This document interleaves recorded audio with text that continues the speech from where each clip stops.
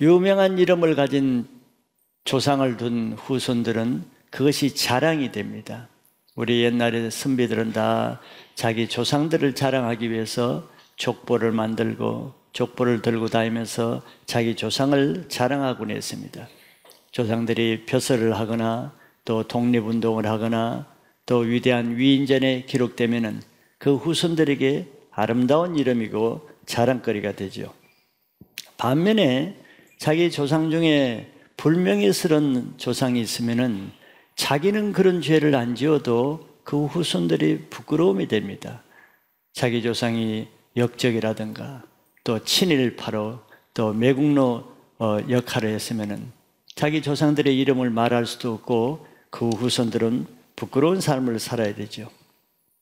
이렇게 이름은 굉장히 중요하고 그 이름이 좋은 이름이냐 나쁜 이름이냐는 그 사람이 사는 동안 자기가 한 행적을 따라서 그 이름의 명예가 결정됩니다.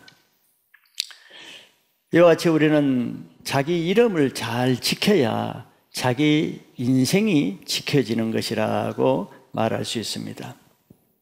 또 그뿐만 아니라 어떤 사람은 이 세상에 살 동안에는 굉장히 영광스럽고 아름답고 좋은 이름을 날리면서 살고 있었지만 그 사람이 죽은 이후에는 비참한 운명을 맞이하는 사람도 있을 거예요. 또 반대로 이 세상에 살 때는 이름도 없고 무명으로 초라하게 어렵게 사는 사람이 죽은 이후에는 말할 수 없는 영광스러운 인생이 되는 사람도 있습니다. 그것은 바로 우리 인생이 사는 것이 이 세상만 있는 것이 아니기 때문에 그런 일이 있는 것이에요. 우리가 사람은 육체가 다인 것 같지만 육체로만 구성된 건 아니죠. 우리 인간은 육체와 더불어 영과 혼이 같이 구성되었습니다. 그래서 보이지 않는 우리가 생각도 있고 마음도 있고 사랑도 있고 슬픔도 있고 아픔도 있고 기쁨도 있는 것은 육체가 아니잖아요. 보이지 않는 세계죠. 바로 우리는 영혼과 육체가 같이 지어진 존재라는 것입니다. 그래서 육체로 아무리 잘 살아도 영혼이 어떻게 되느냐, 그것이 더 중요한 문제죠. 먼저 1편으로 이 세상에서 부자와 거지의 삶을 예수님이 어떻게 말씀하시는가를 봅니다. 한 동네에 부자가 살았고 그 옆에 가난한 거지가 살았다 그랬어요. 근데 부자는 부자이기 때문에 날마다 집에서도 좋은 비단 옷을 입고 좋은 집에서 좋은 음식을 먹고 좋은 차를 타고 호화로운 삶을 살았죠. 부자가 그렇게 사는 것은 당연하겠죠. 그 부자가 그렇게 살기까지는 그렇게 되기까지는 많은 노력과 수고가 따랐을 것입니다. 부자는 그것을 자기 인생의 성공이라고 생각했고 남들도 그렇게 생각했기 때문에 자기는 성공한 인생으로서 최고의 행복을 누린다고 생각했을 거예요. 그것이 사람들이 행복이라고 말하죠. 하고 싶은 거 다 하고 또 즐기고 싶은 거 다 즐기는 것이 행복이라고 생각합니다. 사람들도 동네 사람들이 다 그 사람을 부러워했을 것이고 나도 저 사람처럼 되었으면 좋겠다 하고 그 사람을 존중하고 칭찬했겠죠. 사람들은 이 세상의 성공은 남들보다 조금 높은 권력을 누리고 남들보다 조금 더 큰 집에 살고 남들보다 더 많은 지식을 가지고 학위와 재물로 가지는 것이 성공이라고 생각합니다. 모든 사람이 그것에다 인생을 걸죠. 예수님도 그걸 아셨어요. 부자가 그래서 그렇게 사는 걸 아셨습니다. 그리고 대조적으로 같은 동네에 한 거지가 살았다 그랬어요. 거지는 온몸에 헌데 상처를 가지고 잘 집도 없고 먹을 음식도 없는 가난한 사람입니다. 그래서 할 수 없이 그는 매일 아침 부잣집 대문 앞에 버려진 채 누워 있었다 그랬어요. 온몸에 종기가 있어서 부잣집 개가 와서 헌데를 핥았다 그랬죠. 개 같은 취급을 받는 정말 천한 인생이었습니다. 그는 세상에서 살 집 한 칸도 없고 그는 먹을 음식조차 없고 더러운 옷을 입고 더러운 몸에 더러운 것을 먹고 사람에게 더러운 취급을 받고 무시받는 정말 초라하고 불쌍한 인생이었습니다. 세상 사람들은 이런 인생을 실패한 인생, 불쌍한 인생이라고 말하죠. 정말 이 세상에 가장 불쌍한 것은 이런 거지와 같은 인생이라고 그렇게 생각합니다. 그러나 사람들은 한 면만 보는 거죠. 이 세상 사는, 육체적으로 사는 이 세상에 보이는 것만 가지고 인생을 평가합니다. 그러니까 보이는 것이 화려한 부자처럼 살기를 원하고 보이는 것이 초라한 거지처럼 살기를 원치 않죠. 그러나 우리 인생의 문제는 보이는 것이 다가 아니라는 데 문제가 있습니다.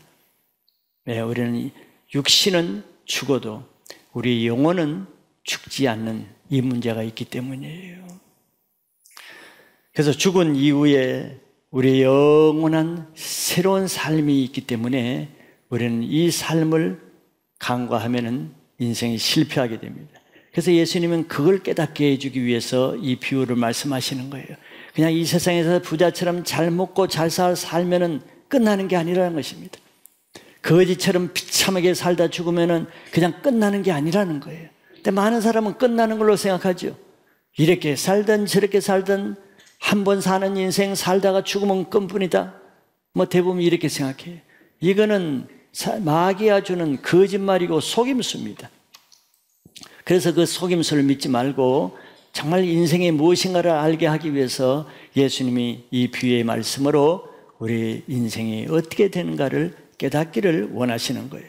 그 두 번째, 죽은 이후의 삶이 더 중요하다는 걸 예수님 말씀하고 있습니다.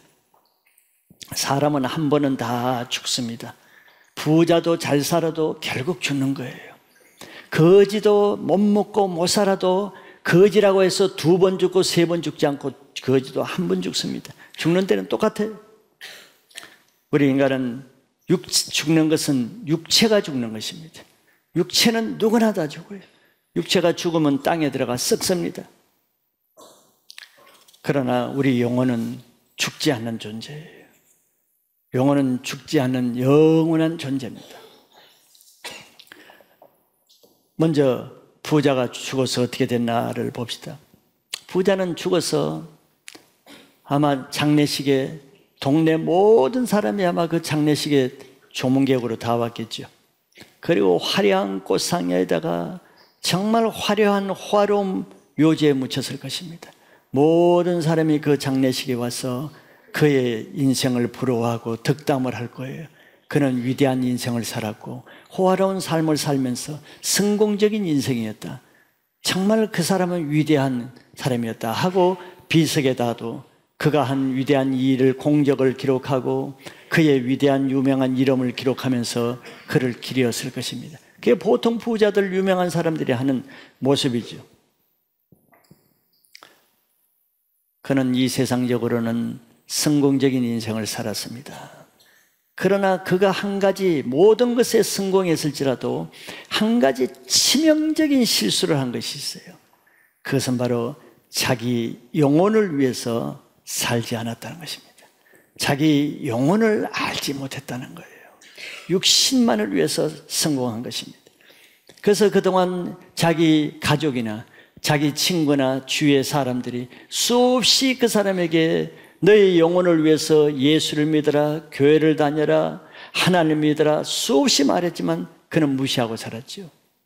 왜냐하면 그는 죽은 후에 영원한 세계가 있다는 것을 믿지 않았기 때문에, 천국과 지옥 같은 것은 아예 믿지 않았기 때문에 그는 그것을 무시하며 살았습니다. 많은 사람이 그렇게 살죠. 그것이 자기 인생의 영원하고도 치명적인 실수였습니다. 그 실수는 한 번으로 끝나는 것입니다. 인생은 반복될 수 없기 때문에 한 번 실수는 영원한 실수예요. 많은 사람들이 이렇게 자기 육체적인 삶만을 위해서 성공일변도로 삽니다. 그래서 돈만 있으면 뭘 합니까? 육체를 즐기는 데 해요. 왜 성공하려고 합니까? 육체의 쾌락과 일락을 위해서. 그러니까 돈이 있으면 하는 것이 뭐예요? 술을 마시고 마약을 하고 게임을 하고 또 음란한 데 빠지고 육체를 위해서 사는 것입니다. 그것이 자기 영혼을 지옥에 던지는 끔찍한 일인지를 아무도 생각하지 않죠. 그것이 행복인 줄 압니다. 이것이 인생 최고의 행복인 줄 알아요. 부자도 그랬습니다. 많은 사람들이 그렇게 생각하기 때문에 예수님이 이걸 깨우쳐주기 위해서 이 말씀을 하는 겁니다. 두 번째, 거지의 영혼도 어떻게 되는가를 예수님이 설명하죠. 거지는 정말 불쌍한 사람이죠. 거지의 인생의 최고의 시급한 문제가 뭐겠어요? 그날 하루하루 먹고 사는 겁니다. 부자 집 앞에 버려진 이 거지의 육체적인 생명은 뭐에 달렸습니까? 그 부자가 먹다 버리는 그 찌꺼기 음식, 그거에 자기 육체의 생명이 달렸어요. 그 육체의 생명은 정말 비참한 것입니다. 부자가 안 던져주면 굶어 죽고, 부자가 많이 던지면 좀 먹고, 이런 인생입니다.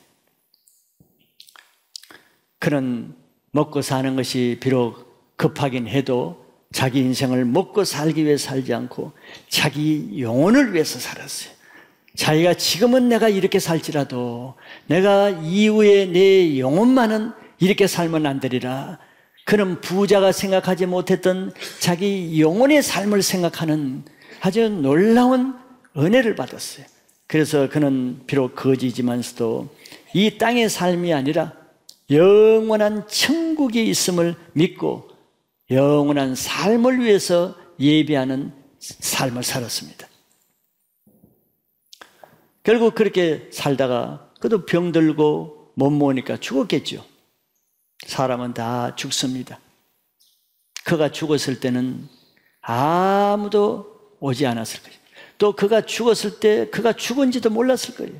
누가 그 신경을 쓰겠어요? 이름 없는 한 거지가 죽는데 관심을 가지겠어요? 장례식도 없었을 겁니다.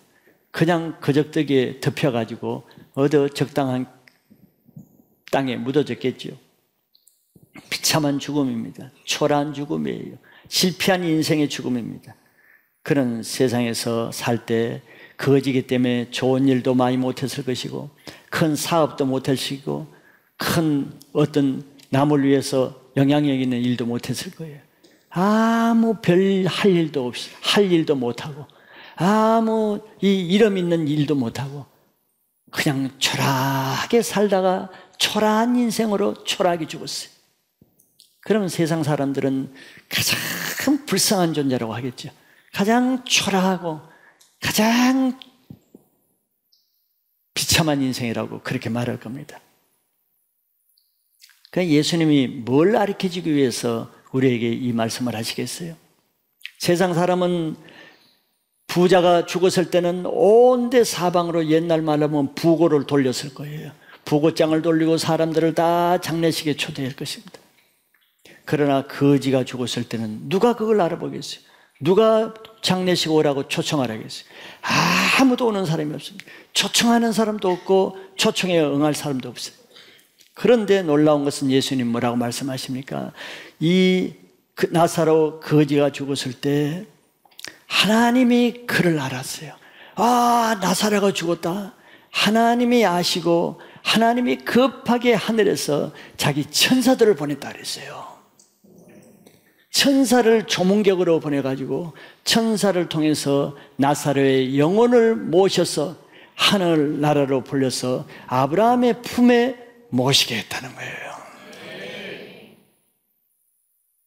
세상 사람은 거지 한 사람 죽는 것을 아랑곳 없이 알아차리지 못했지만 하늘에서는 그 거지가 죽는 것을 굉장히 큰 일로 봤어요. 엄청나게 귀한 일로 봤습니다. 내 아들 나사로가 죽었다.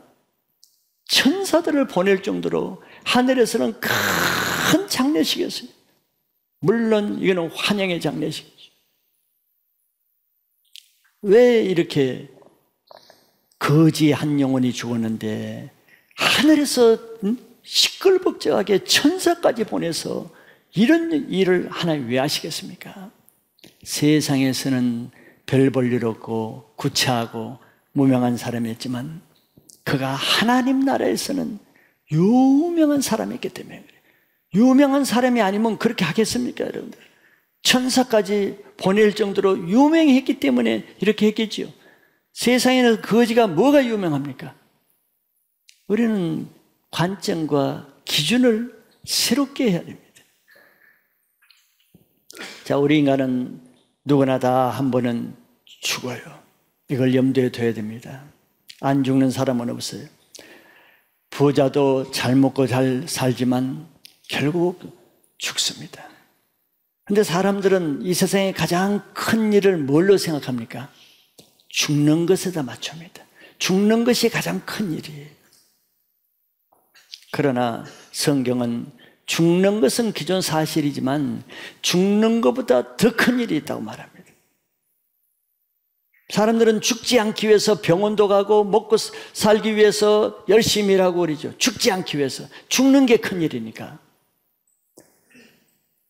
그런데 예수님은 죽는 것보다 더 큰 일이 있다는 거예요. 그건 뭐냐? 죽은 다음에 일어날 일입니다.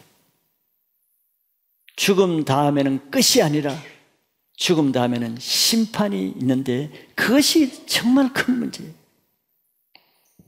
히브리서 9장 27절에 보면은 성경이 이렇게 말씀하고 있어요.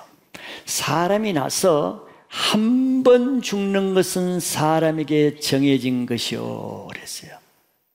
우리가 인정할 수밖에 없죠. 이건 하나님이 정했기 때문에 그래요. 우리가 죽고 싶어 죽는 게 아니에요. 성경에는 죄를 지으면 죽는다 그랬습니다. 우리가 죄를 지었기 때문에 죽는 거예요.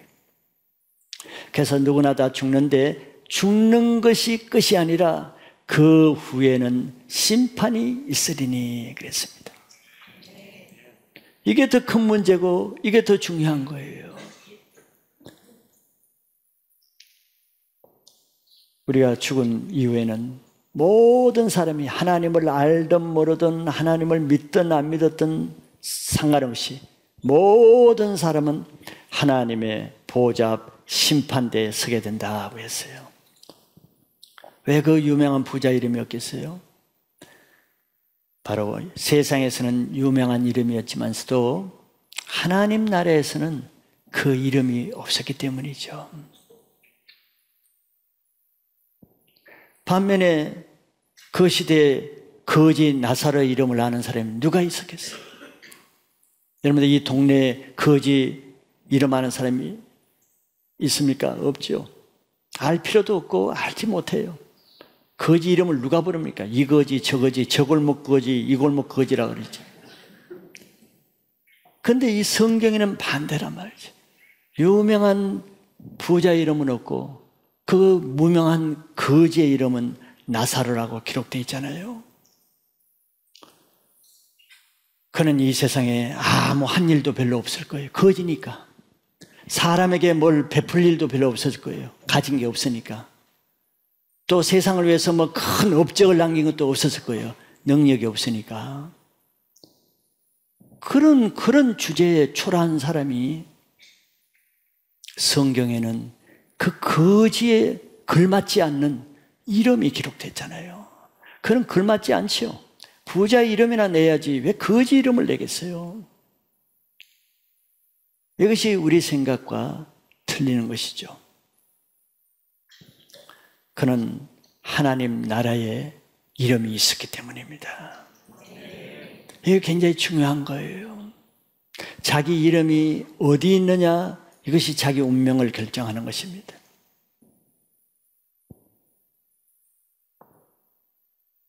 의로운 일을 하면은 나라에서 훈장을 주고 공로자 이름이 기록되죠. 우리가 범죄를 지으면은 전과자가 되어서 전과자 조회할 때마다 전과자 기록에 빨간 줄로 불명의 이름이 기록됩니다. 자기 이름이 어디에 기록되냐에 따라서 자기 운명이 결정되는 거예요. 그럼 이 부자는 그렇게 세상에 성공적인 삶을 살았는데 왜 불못에 떨어졌는가? 궁금하지 않아요? 왜 또 그 이름이 없는가? 궁금하죠? 그걸 성경이 말씀하고 있습니다. 계시록 20장 15절에 이런 말씀을 하고 있어요. 누구든지 생명책에 기록되지 못한 자는 불못에 던져지리더라 그랬어요. 부자가 왜 불못에 던져졌는가? 이유는 저겁니다. 생명책에 이름이 없어요. 생명책에 이름이 없으니까 성경에 이름이 없는 거죠.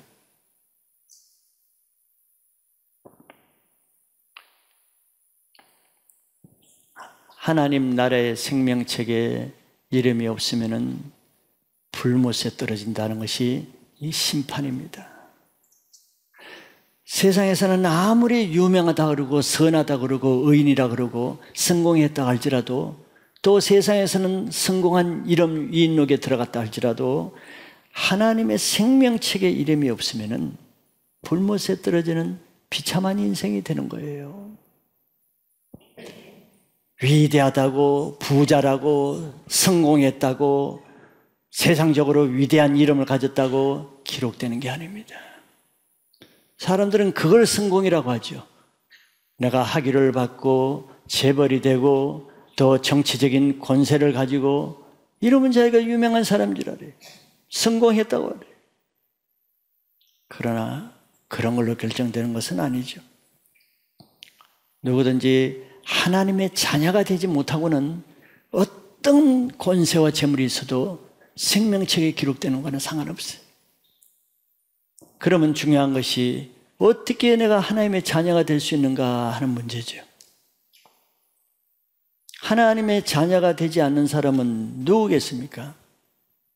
성경은 죄를 짓는 자는 마귀에 속한다 그랬어요. 죄를 짓게 되면은 우리는 원치 않게 마귀의 자녀가 됩니다. 마귀의 자녀가 되니까 우리가 죄를 짓잖아요. 악한 생각, 음란한 생각, 또 서로 미워하고 용서 못하고 남을 헐뜯고 비난하고, 이게 다 죄거든. 왜 죄를 짓겠어요? 내가 죄의 원조인 마귀의 자식이니까 내가 죄를 짓는 겁니다. 그러면 그 이름이 어디에 기록되겠어요? 바로 지옥의 명단에 이름이 기록되니까 부자처럼 불못에 떨어지는 겁니다. 그러나 하나님 우리를 사랑하시기 때문에 아무도 지옥의 심판을 받지 않기 위해서 우리를 사랑하시기 때문에 자기 아들을 이 땅에 내보내신 겁니다. 왜냐하면 그 생명책에 기록돼야 불못에 떨어지지 않는데, 생명책에 기록되기 위해서는 하나님의 자녀가 되어야 되잖아요. 그러면 내가 어떻게 하나님의 자녀가 될 수 있어요? 내가 죄만 짓는데, 죄를 지어서는 하나님의 자녀가 못 되고 마귀의 자녀가 되는데, 내가 죄를 안 지으려고 해서 안 짓게 되는 건 아닙니다. 그래서 하나님이 그 방법을 내셨죠. 요한복음 1장 12절에 이런 말씀이 있습니다. 하나님의 자녀가 되는 방법을 알려줬어요. 영접하는 자, 그건 예수님입니다. 하나님의 아들 예수님을 영접하는 자, 곧 그 예수님의 이름을 믿는 자들에게는 하나님의 자녀가 되는 권세를 주셨으니 그랬어요. 놀라운 일이죠.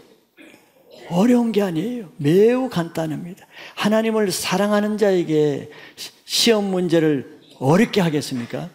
사랑하는 자녀에게 너 이거를 하면 내가 너에게 이걸 주겠다는데 어려운 문제를 내겠어요? 그 자녀가 할 수 있는 걸 하지. 하나님도 우리가 하나님의 자녀가 되기 위해서 하나님이 아주 쉬운 방법을 줬어요. 어려운 것은 하나님이 다 하셨어요. 자기 아들을 십자가에 내어주어서 피 흘려 죽게 하셨습니다. 왜? 그래야 우리 죄가 용서함 받기 때문에. 그래서 그 예수님이 나의 죄를 위해서 십자가에 돌아가셨다는 것을, 그 이름을 믿고 그 예수님을 영접하면은 하나님의 자녀가 되게 하셨어요. 그럼 우리는 우리 속에 하나님의 생명이 주어지기 때문에 이 생명은 영원히 하나님과 같이 사는 천국의 생명이 됩니다. 자, 이것이 오늘 예수님이 우리에게 알려주시고자 하는 중요한 메시지입니다. 저도 그렇고 많은 사람들은 하나님이 계신 거, 예수님이 오신 거 잘 모르요. 또 알려줘도 잘 믿지 않습니다. 그러나 이 시간에 여러분들이 교회에 오게 하신 것은 하나님 바로 이것을 깨닫게 하실 뿐더러 이제는 더 이상 인생을 낭비하지 않고 세월을 헛되이 보내지 않고 이제 가장 중요한 내 인생이 어디서 와서 무엇을 하며 어떻게 살아야 될 것인가, 그걸 알려주기 위해서 여기에 아마 부르셨을 거예요.